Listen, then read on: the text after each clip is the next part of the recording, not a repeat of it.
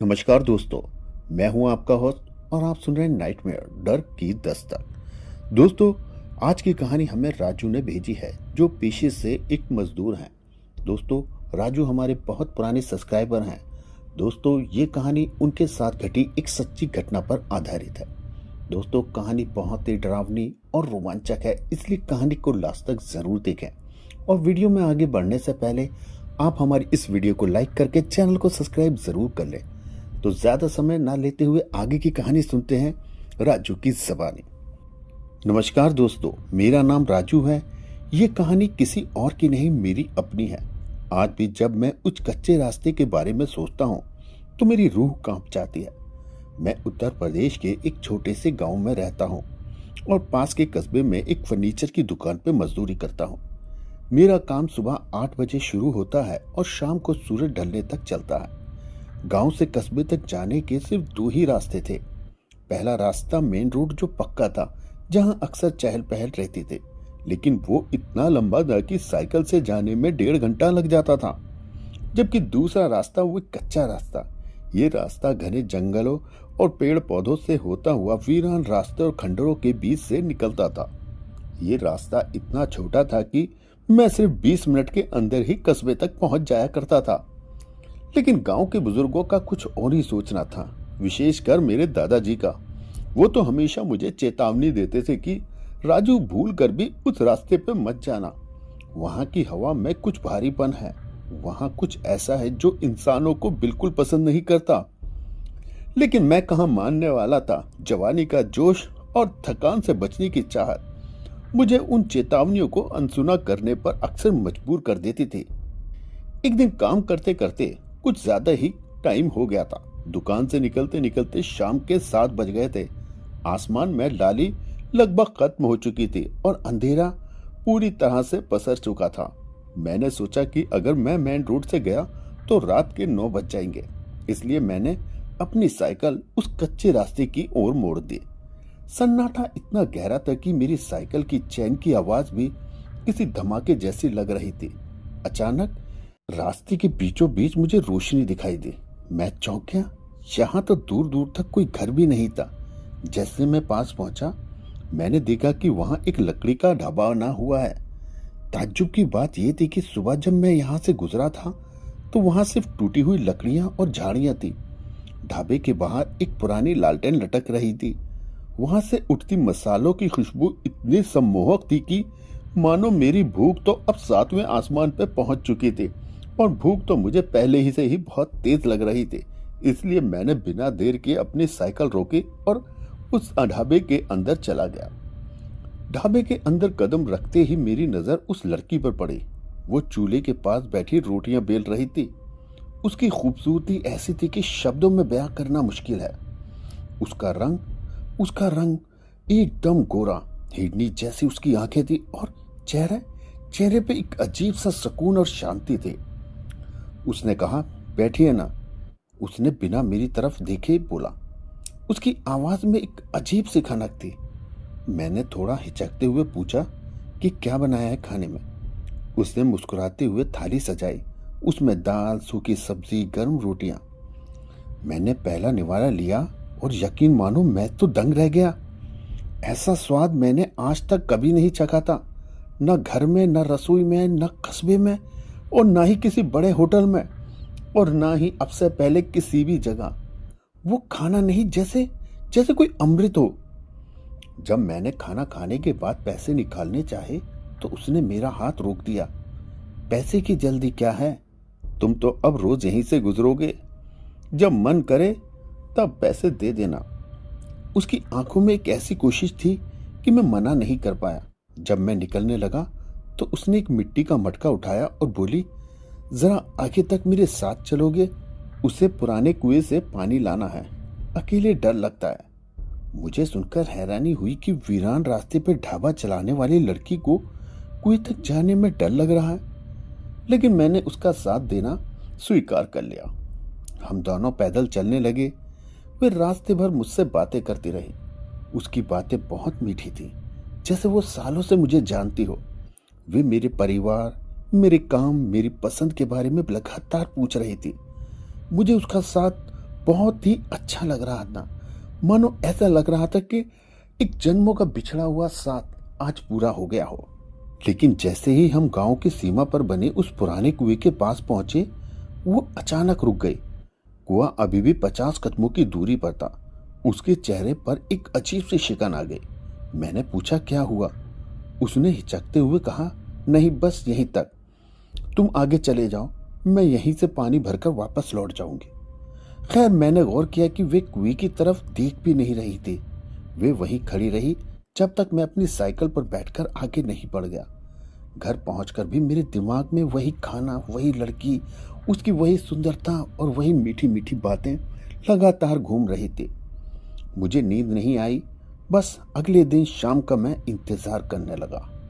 अगले दिन काम करते हुए मेरा मन किसी भी चीज में नहीं लग रहा था। बार बार मेरी नजर घड़ी की सुइयों की तरफ जा रही थी। जैसे ही सूरज ढला, मैं अपनी साइकिल उठाकर उसी कच्चे रास्ते की ओर भागा। दिल में एक अजीब सी उत्तेजना थी, उस लड़की से मिलने की और फिर वही खाना खाने की। जब मैं ढाबे पर पहुंचा तो वहां सब कुछ वैसा ही था, लेकिन हवा में एक भारीपन था। आज वहां रोशनी कल के मुकाबले बहुत कम थी। वे लड़की बैठी हुई थी, लेकिन उसके चेहरे पर कल जैसी मासूमियत नहीं थी, बल्कि एक अजीब सी बेसब्री थी। उसने थाली परोसी। खाना आज भी बहुत स्वादिष्ट था, लेकिन खाते खाते अचानक मेरी नजर उसकी उंगलियों पर पड़ी। उसकी उंगलियां बहुत लंबी और पीली लग रही थी। मैंने उसे नजरअंदाज किया। खाना खत्म करने के बाद उसने अचानक अपनी जेब से एक काले धागे वाली माला निकाली। उसमें सफेद रंग के छोटे छोटे दाने थे, जो मोतियों जैसे दिखते थे, लेकिन उनमें एक अजीब सी चमक थी। उसने बहुत कोमल स्वर में कहा, राजू, आज तुम बहुत थके हुए लग रहे हो। ये माला पहन लो। ये तुम्हारी रक्षा करेगा और तुम्हारी सारी थकान मिटा देगा। जैसे ही वो माला मेरे गले के पास लाई, मुझे उसमें से एक गंध आई, जिसे मांस के जलने की गंध होती है। मेरा जी मचलाने लगा। मैंने पीछे हटते हुए कहा, नहीं, मुझे ये सब पसंद नहीं है। उसकी आंखों का रंग पल भर के लिए गहरा लाल हो गया और वे फिर मुस्कुरा दे। बोली, कोई बात नहीं राजू, आज नहीं पहनना चाहते तो मत पहनो, कल पहन लेना। फिर वही सिलसिला शुरू हुआ। वे मटका लेकर मेरे साथ चली, लेकिन आज उसकी चाल कुछ अलग थी। वे जमीन पर पैर पटक कर नहीं, बल्कि जैसे फिसल कर चल रही हो। जैसे ही वो पुराना कुआं आया, वे फिर से रुक गई। आज उसने बहाना बनाया कि उसके पैर में मोच आई है और वे कुएं तक नहीं जा सकते। मैं घर तो आ गया, लेकिन रात भर मुझे सपने में वे माला और उसके पीले हाथ दिखाई देते रहे। अगली सुबह जब मैं काम पर पहुंचा तो मेरे दोस्त सोहन ने मुझे टोका, राजू, क्या बात है? तू 2 दिनों से बहुत खोया खोया सा लग रहा है और तेरा चेहरा भी उतरा हुआ है। मैंने उसे सब सच सच बता दिया। उस कच्चे रास्ते के बारे में, उस ढाबे के बारे में और उस लड़की के बारे में भी सब कुछ बता दिया। मेरी बात सुनते ही सोहन के हाथ से चाय का गिलास गिर गया। पास ही बैठे दुकान के पुराने मुनीम जी पास आए और मेरा हाथ पकड़ लिया। उनकी आंखों में एक अजीब सा खौफ था। उन्होंने मुझसे कहा, बेटा, तू किस दुनिया की बात कर रहा है? उस कच्चे रास्ते पर 20 साल पहले भगत का ढाबा हुआ करता था। एक रात किसी ने लूटपाट के चक्कर में ढाबे में आग लगा दी थी। उस आग में भगत की जवान बेटी जिंदा जल गई थी। तब से वे रास्ता वीरान है। शाम के बाद वहां कोई परिंदा भी पर नहीं मारता। और जिस कुएं की तू बात कर रहा है, उसे एक सिद्ध महात्मा ने अभिमंत्रित किया था, ताकि वहां की बुरी रूह गांव की सीमा में घुस न सके। वे लड़की तुझे मारना चाहती है। मैं ये बातें सुनकर मानो मैं तो सुन हो गया था। मुनीब जी ने मुझे चेतावनी दी, आज उस रास्ते से मत जाना, लेकिन कहते हैं ना कि होने को कौन टाल सकता है। शाम को जैसे ही मैं कस्बे से निकला, एक भयानक तूफान शुरू हो गया। मैंने रोड पर पेड़ गिरे हुए देखे और देखा कि आगे के रास्ते बंद है। डरते हुए भी मुझे आखिर एक बार फिर उस कच्चे रास्ते से वापस जाना पड़ा। तीसरी शाम मौत का पैगाम लेकर आई थी। साथियों की चेतावनी और मुनीम जी की बातें मेरे कान में गूंज रही थी, लेकिन उस रास्ते की मिट्टी में जैसे कोई सम्मोहन था।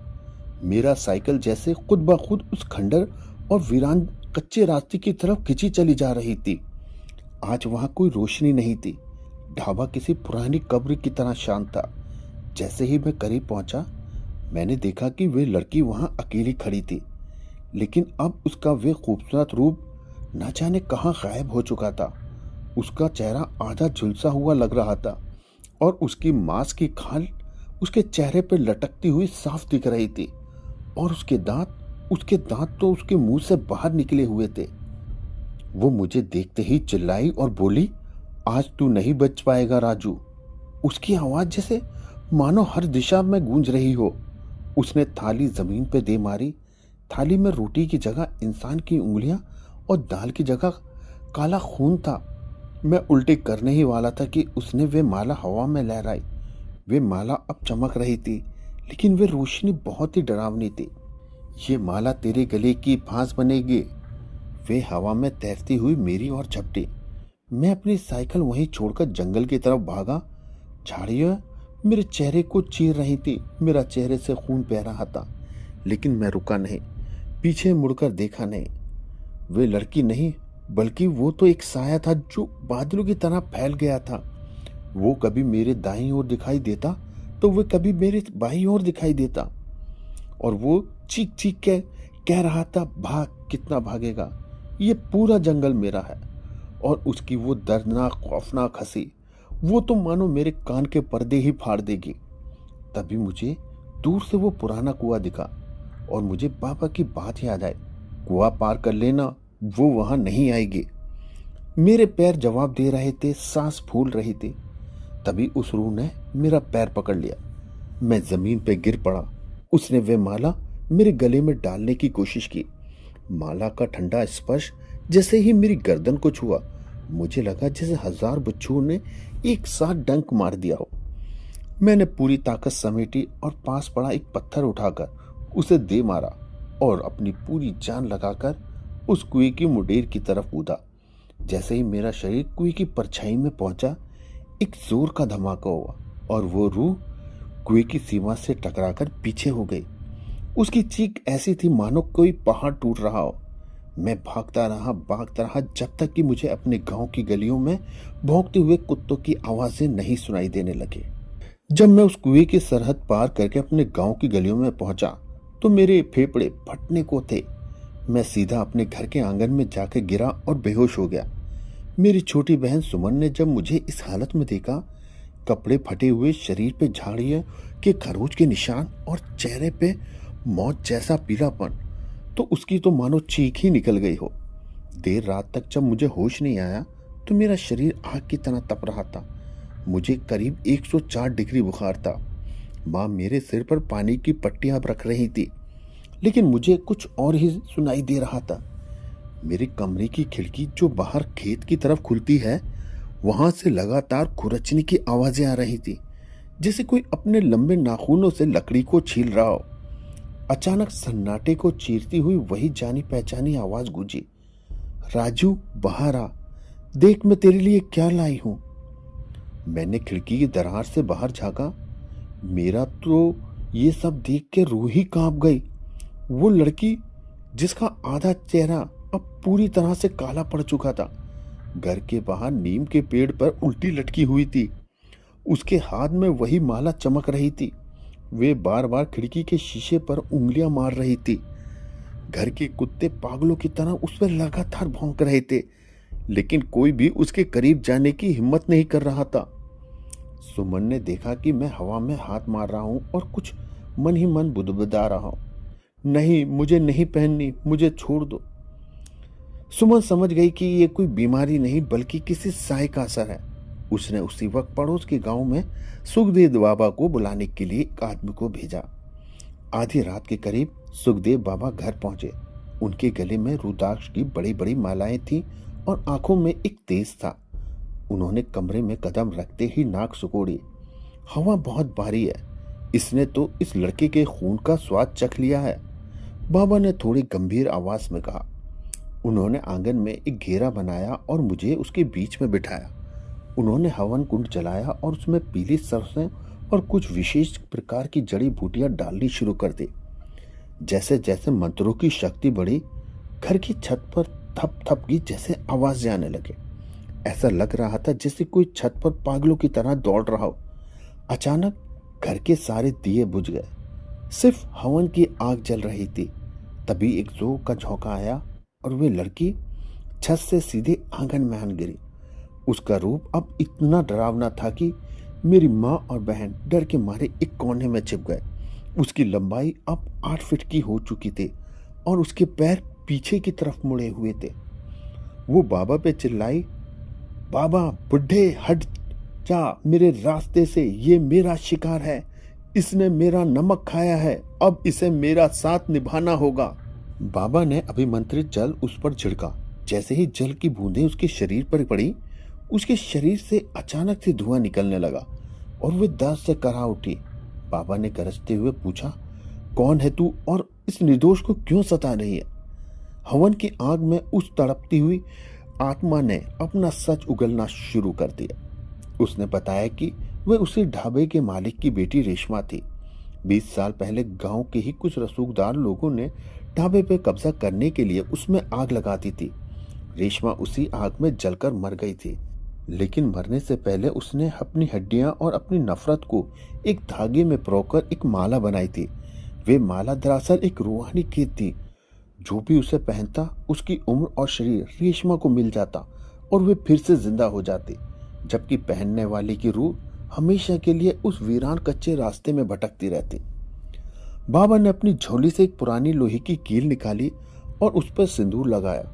उन्होंने कुछ मंत्र पढ़ते हुए उस कील को जमीन में गाड़ दिया और बोले, अब तेरा खेल खत्म हुआ। तू जिस आग में जली थी उसी आग में अब तेरी वासना भी जलेगी। बाबा ने वे काली माला जो मेरे पास ही गिरी थी उठाकर हवन कुंड में डाल दी। जैसे ही माला आग में गई, वो प्रेत आत्मा एक भयानक चीख मारते हुए धुएं में बदल गई। वे चीख इतनी तेज थी कि मानो गांव के आधे लोग जाग गए और वो धीरे धीरे सब उसी जगह आके इकट्ठे हो गए और फिर सब माहौल पूरी तरह से शांत हो गया। अगली सुबह बाबा ने मुझे एक तावीज दिया और उस कच्चे रास्ते पर जाकर उस खंडर को पूरी तरह से ढाने का आदेश दिया। गांव वालों ने मिलकर उस जगह को गंगा जल से शुद्ध किया और वहां एक छोटा सा मंदिर बनाया ताकि बुरी शक्ति फिर कभी सर ना उठा सके। दोस्तों, ये चीजें हमें याद दिलाते हैं कि दुनिया में कोई भी चीज मुफ्त में नहीं मिलती, खासकर वे जो देखने में बहुत ज्यादा आकर्षक लगे। हमारी इंद्रियों का लालच, चाहे वो जीभ का स्वाद हो या आंखों की चमक, हमें अंधेरे की ओर ले जा सकता है। जीवन के शॉर्टकट अक्सर शमशान की ओर मुड़ जाते हैं। बड़ों की बातों में अनुभव का निचोड़ होता है, उसे वहम समझना सबसे बड़ी भूल होती है।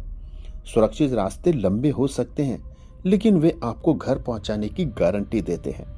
तो दोस्तों, कैसी लगी है आपको आज की हमारी ये कहानी? अगर आपको कहानी अच्छी लगी हो तो वीडियो को लाइक करें, चैनल को सब्सक्राइब करें और अगर आपके पास भी ऐसी ही कोई कहानी है तो हमारे साथ शेयर जरूर करें।